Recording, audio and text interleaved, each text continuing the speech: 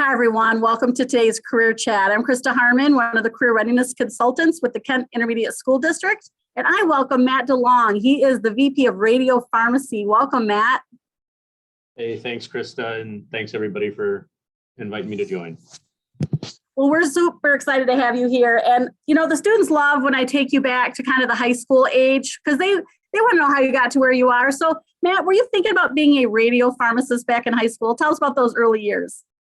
Yeah, absolutely. So it was a long time ago, but I knew I wanted to do something in healthcare, and I worked as a cashier at a pharmacy in my hometown. I grew up in Southwest Michigan, and I grew up in a real small pharmacy there, and was a cashier for them. And I kind of fell in love with pharmacy at that point. I liked interfacing with people and everything there. And then one thing led to another, and that's kind of how I got my career path. That's so great. And it's always interesting, like, why did you choose to work at a pharmacy? Was that kind of happenstance, or did you think you already had kind of interest in science and that might be a good thing for you? It definitely, language arts was not my forte. Math and science is definitely where I lined up. And then, like I said, healthcare and kind of the customer service aspect, I think were probably the keys to me being successful with that. Yeah, I think you're absolutely right. I think that's what's so great about these career chats, Matt, is we can help students understand some of those extra things about each of these careers that, yes, as a pharmacist in a science field, you're very customer service oriented. So you graduate from high school, so you're doing pretty good in math and science. So you felt pretty confident going off to college. How did you even pick your college? And tell us about that program. So yeah, I went to community college, Kalamazoo Valley Community College, for 2 years, and did the prerequisites for what was going to be needed for pharmacy school. And so I looked at pharmacy schools in the state. We had some money from MEP. I don't even know if they do that still, but the MEP educational scholarship, and that was enough to pay for my community college. So that kind of helped decide that path. And then Ferris State University up in Big Rapids had a way to transfer from a community college to their pharmacy program. So I made sure I got my prerequisites with that. A lot of organic chemistry, a lot of different types of chemistry and biology with it. And then, did 2 years at Kalamazoo Valley Community College, and then transferred into the doctorate of pharmacy program at Ferris State University, which is a 4-year program up there. Great. We're definitely going to dig into that just a little bit more, because I want them to understand some of these transitions. So I just did put in the chat that the MEP, the old MEP, was like the standardized test where you earn money. If you get really high scores, you're earning scholarships. So obviously you were pretty bright, and so you're getting that extra incentive to go off to college. And did you have a hard time selecting after, well, first of all, let me step back. Going to community college, give them a plug of why you think that's so important to consider. First, yeah, absolutely. And just being completely honest, I was, being 17, 18 years old, I would not have been successful if I would have moved away. For me personally, I needed, what community college gave me: smaller class sizes, actual, directly interacting with teachers, and living at home. It was definitely, I was not pleased about the decision that my parents made at the moment, but it was absolutely the right choice for me, looking back, and being a parent myself. Yeah, being a parent now. So in addition to saving money, it was just maybe you weren't quite ready for the responsibility of moving all the way out, and your parents saw that. And so I want to encourage young people who are listening to this. There is wisdom in parents, and there's so many advantages of the community college. And you do transfer all those credits, right? So that was pretty seamless for you?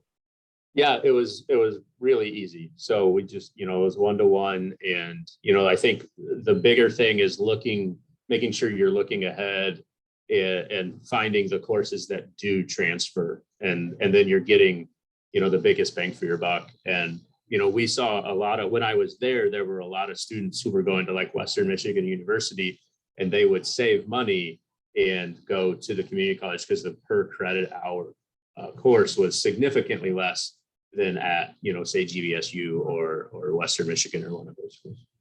Yeah, that's kind of some inside scoop for young people. If you are in a major where it's pretty competitive too, Sometimes if you have to repeat a class to keep that, like get the next best grade, for example, like statistics, some students will take that at the community college versus at their 4-year, because like Matt was saying, you can save some money in the smaller class sizes. So how was your experience with the undergrad? Was it what you expected? It was a lot. It was definitely a bigger leap from high school, as far as the amount of work and kind of the way they presented it. So it was more like, here is everything you need to do in the next, 12 to 16 weeks, and, just kind of get it done. And that was not what I was used to. And that's, where I talk about not being ready to kind of digest that. I certainly was the procrastination mode, especially through high school. So if I wouldn't have had, kind of the forced discipline that I received, that would have not been as successful for me. So it certainly was a big difference from kind of being spoon-fed and led along through high school to, kind of given autonomy to choose my own path, if that makes sense. Yeah, absolutely. We are going to get into what radiopharmacy is, but I do want to give students just a little more background. Do you have to, what was your undergraduate degree in? So I actually did not receive a degree in undergrad, but it would have been a closest to like an associate of science or something like that. So it's certainly a science heavy, chemistry heavy undergraduate.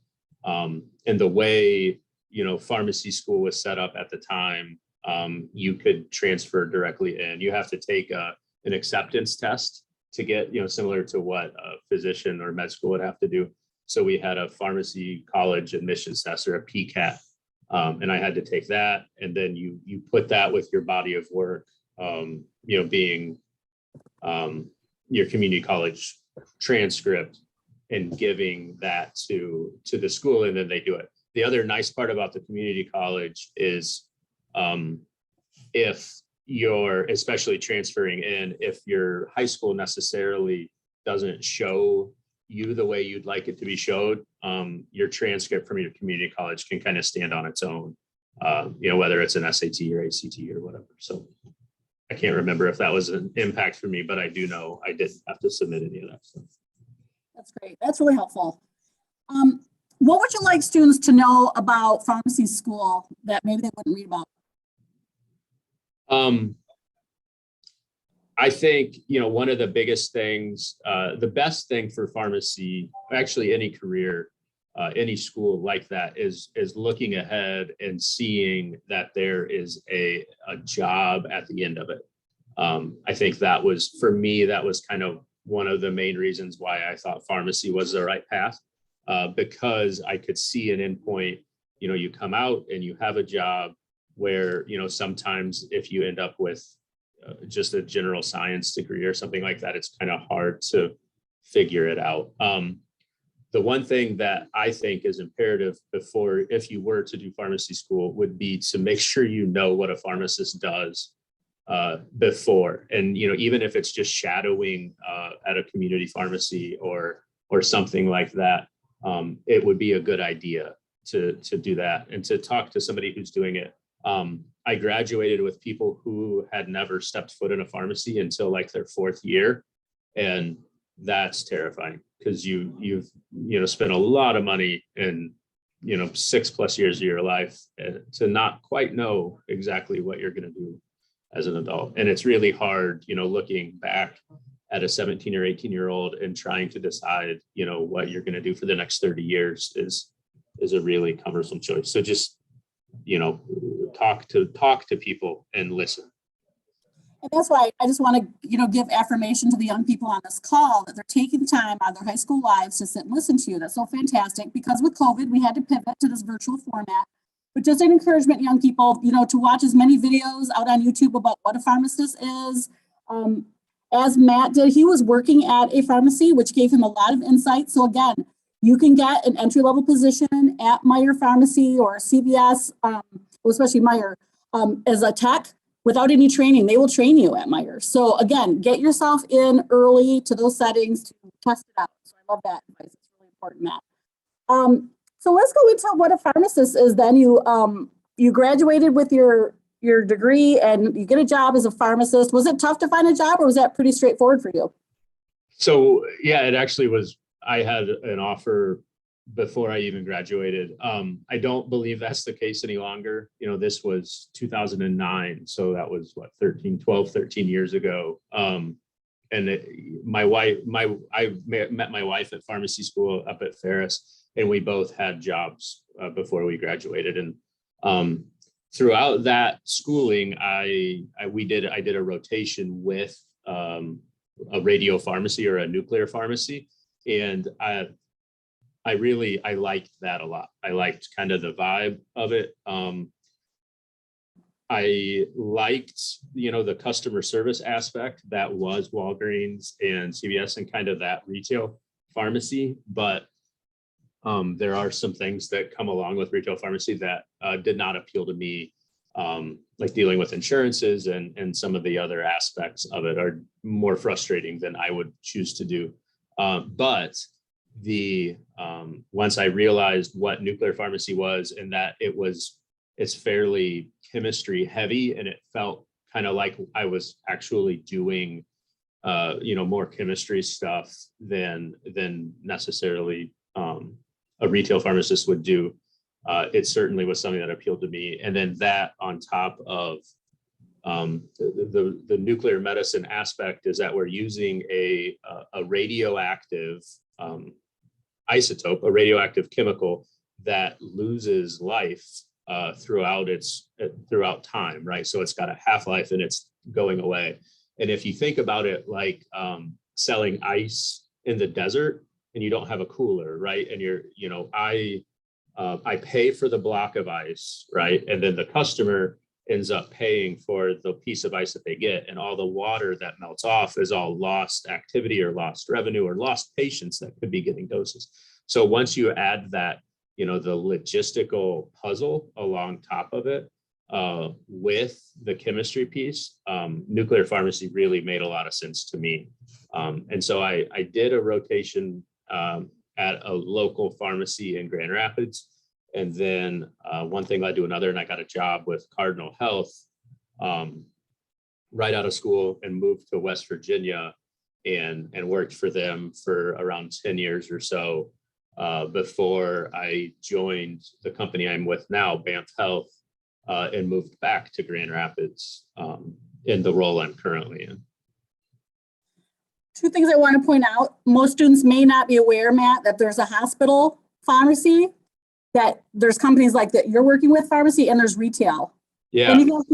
I think that's important for them to understand. Anything you want to just comment about that? Yeah, absolutely. So retail pharmacy is what you normally know, right? That's at Meijer or CVS or Walgreens. And it's certainly, that's the majority of it. That is, it's exactly what you see. It's a pharmacist working alongside or a couple of pharmacists working alongside several technicians to fill prescription orders generated from a physician, transmitted and then given to the patient. That role is focused heavily on educating the patient as to what the physician or the clinician directed, and to make sure that the patient is prepared to utilize the medication as appropriately as possible and safely.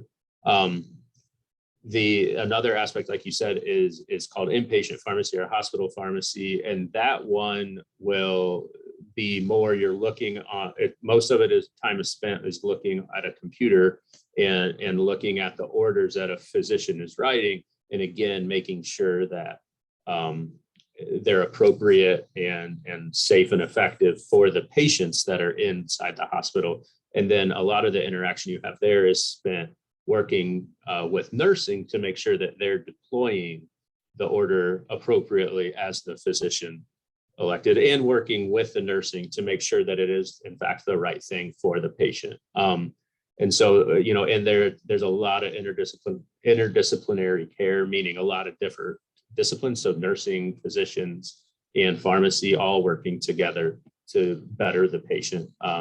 That's a really rewarding space as well. And then nuclear pharmacy is a completely different path that still requires a pharmacy or still requires a pharmacist and a license thereof. And then, but with that, you're handling radioactive material. I'm taking orders from hospitals and dispensing doses or sending out doses back to those hospitals for them to inject into the patient and image. So the company that actually provides this, like you said, this nuclear medicine, you're the one that's the supplier. But you have to Correct. have that Yeah. knowledge as a pharmacist of helping them understand the dosages and everything, like you said. Yeah, exactly. Yeah, I'm wondering how many of you on this call, like, that's all new information to you. Because as a career developer, that's like all new stuff for me. I love it. So help us understand a little more so we can help young people start to discern maybe even what kind of area they might want to go into. So tell us a little more about nuclear medicine, because they may not know anything about that. Yeah, absolutely. And I've got, let me see if I can find it. I've got a couple of pictures that I'll pull up here, and I think it'll help you. Yeah, let me make you a co-host real fast. Okay. There you go.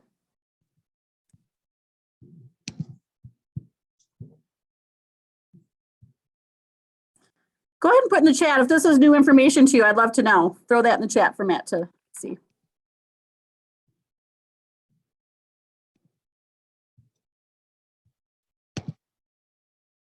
All right. Can you see a picture? I can. Of the scan? Yep. Okay, Yep. cool. So what we're doing, this is basically for the company that we work with right now, BAMF Health, like we talked about. And nuclear medicine essentially takes a radioactive isotope and attaches it to a drug, which we call ligand and linker. But this is essentially a drug, and it's taking a radioactive isotope and making it into a drug. Depending on what we attach it to, it'll go to a different target within the body. So we've got different ways to look at lungs, brain tissue. We've got different drugs that will attach to bone. So it'll look at like areas where bone is regenerating really rapidly. And it'll act as a calcium analog and get brought up into bone, right? Because we know bone is made of calcium.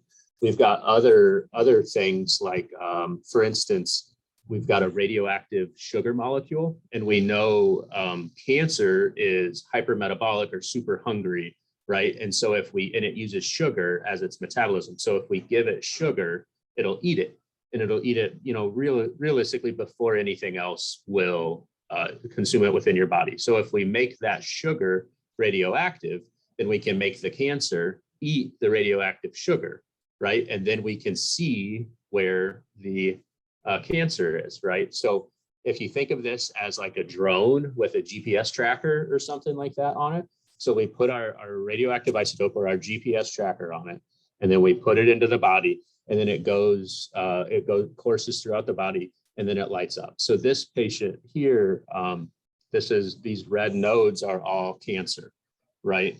So this is a prostate cancer patient, and you can see, typically your prostate, you should only see something down in the pelvic region, right? Because that's part of your urology system. And this patient here has, metastatic prostate cancer. This is all the diagnostic side of nuclear medicine. We also have a therapeutic side.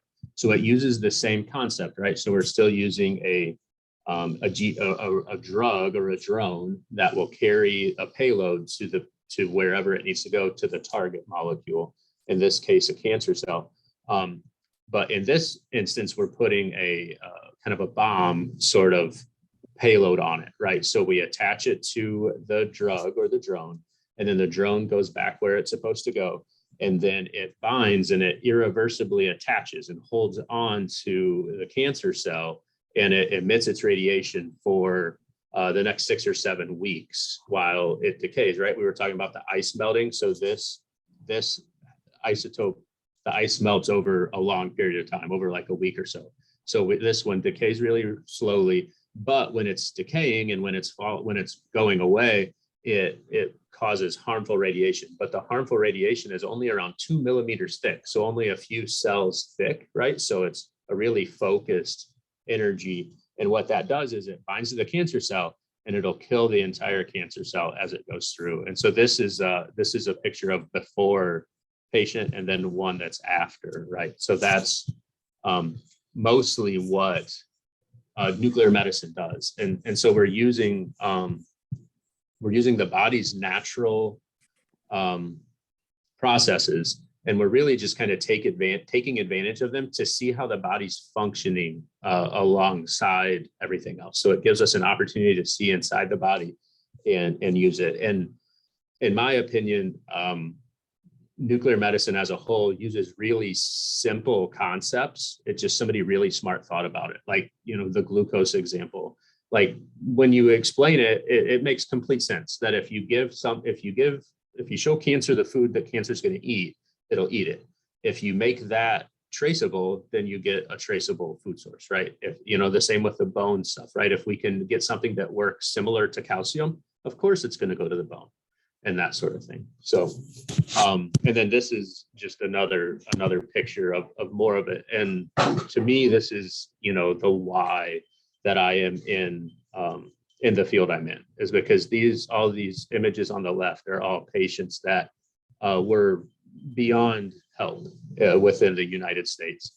And then with the therapy that we just talked about back there, we're actually able to get them into complete remission with that. So it's just a really meaningful way to do it. And I kind of, to circle back at the beginning, customer service was, probably one of the keys that brought me into pharmacy, and being able to kind of go full circle and go back to a patient-focused medicine is just really rewarding for me. I mean, it's quite remarkable, Matt. I mean, and how meaningful, like you say, to have the why of why you're in your job, to see these kind of pictures. I mean, the one in the second row all the way to the right, I mean, that's all the way up into their brain, it looks like, on the second row. That's incredible. And thank you for explaining it so clearly and thoroughly for us. That was just fantastic. Where do you see the future of this going? Because you're obviously like astronauts landing on the moon. I mean, you're doing some cutting edge, innovative stuff. Where's this world going? Yeah, and that's one of the things why I joined this company. And one thing I think that's important to call out is that I'm the only pharmacist that works here at the moment, and I'll have one or two more. But for the most part, we've got a lot of chemistry minded people, and a lot of people with different backgrounds. And really, Krista touched on it, is for entry level opportunities. There are a ton of them, because we can train people, and this isn't just specific to us, but just within nuclear medicine, like we can train you to do the thing, as long as you are willing, right, and able to kind of follow a stepwise approach. Like that's something that we expect to do, and that's what we're doing. And that's what BAMF Health as a whole is pulling, is looking at the entire industry and figuring out how to make it better and how to get to it. So we expect to tackle things beyond cancer and look at like Alzheimer's and different disease states along the way. So we only have a few minutes left, Matt, about 6 minutes left. So I want us to take it back to kind of the high school student level. What could they be doing now to kind of start preparing themselves? Obviously, we talked about getting some entry level positions, even working as a cashier in a pharmacy, get around this situation, taking math classes, science classes. What else would you recommend as far as developing some work ethic? Because what are you looking for in those entry level positions? Yeah, I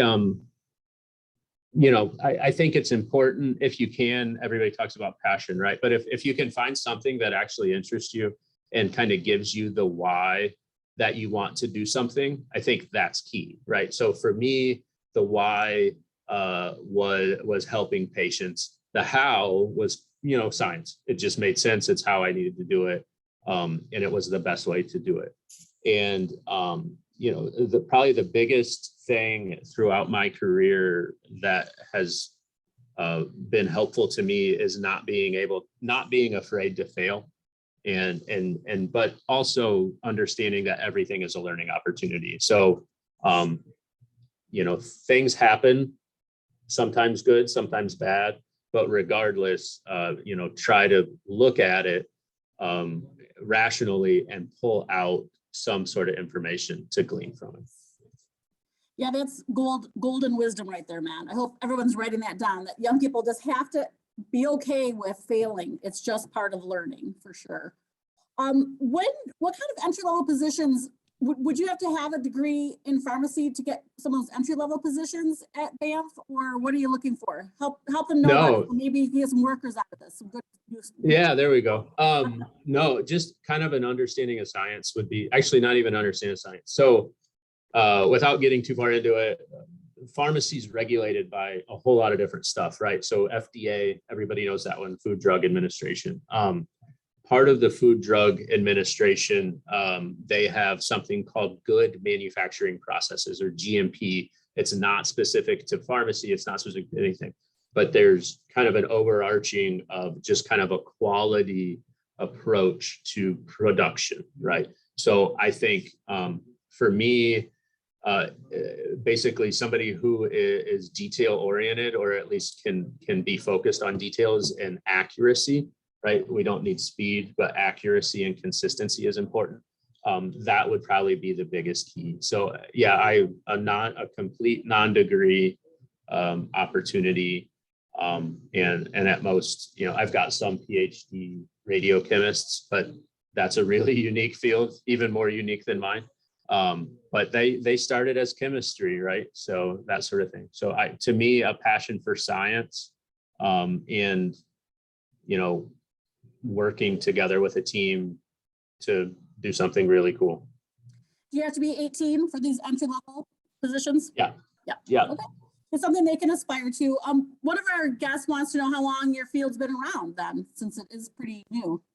Yeah. So Marie Curie, right? So she started, Madame Curie, she found radioactive stuff, and she was one of the first people to do it.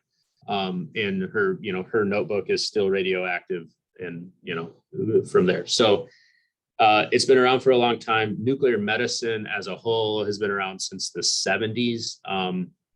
We still to this day use iodine therapy, right? So we give people radioactive iodine. We know iodine goes to the thyroid, right? That's the goiter, and that's why they iodize salt and stuff like that, right?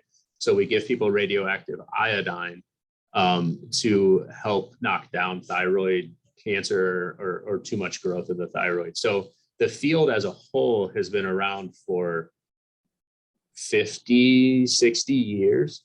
But we've kind of had a renaissance in the last year and a half or so with this new targeting, molecular targeted radiation therapy, right? So basically what I showed you, it's something, again, we aren't very creative. So it's theranostics, right? So you put the therapy and the diagnostics together and you end up with theranostics. So that's kind of the renaissance of nuclear pharmacy as a whole.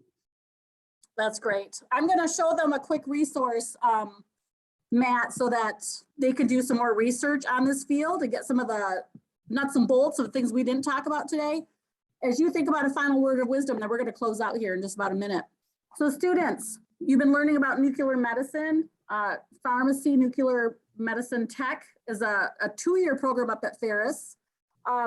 So if you go to a site like onetonline.org, it is a government website that has all sorts of careers over, I don't know, thousands of occupations. I asked Matt, radiopharmacy is so new that it's actually not in this site yet, but he recommended, I just put that in there, nuclear medicine tech, radiologists, nuclear engineers, nuclear technicians. Those are the kind of jobs.